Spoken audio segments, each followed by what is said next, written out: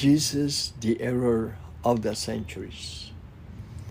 Modern science now say that a real Jesus of history existed different from the fictional Jesus of gospel myth.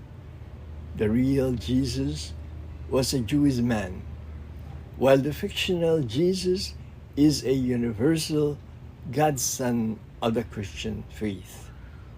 Whenever Pope Leo XIV preaches Jesus Christ, he is teaching the universal Jesus, but this is not a person of history, but the greatest error of the centuries. How can we discover the real Jesus? A scientific methodology can be adopted, and this is to take three characteristics of the gospel as a basis, namely, Jesus as a healer, teacher, and Messiah. Who fits the bill of the real Jesus? The answer is the Essenes. But why the Essenes who are not mentioned in the Gospels? Archaeology and historical account of Josephus confirm the existence of Essenes during the Second Temple period of Jesus' days. The Essenes was a community of ascetics living in the Qumran desert beside the Dead Sea. They were founded by a teacher of righteousness who was expelled from the temple in year 100 before the current era for rebelling against the non-Aaronic high priest of the temple of that period. This teacher was reprimanded, pressed, and exiled to the Judean desert with his followers.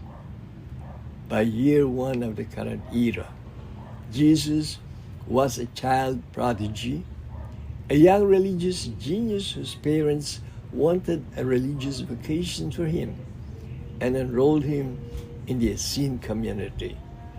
Jesus grew in age and knowledge, as the gospel taught us, but failed to explain that he first was trained in the Essene community as a young scribe who learned scripture calligraphy and interpretation of the law.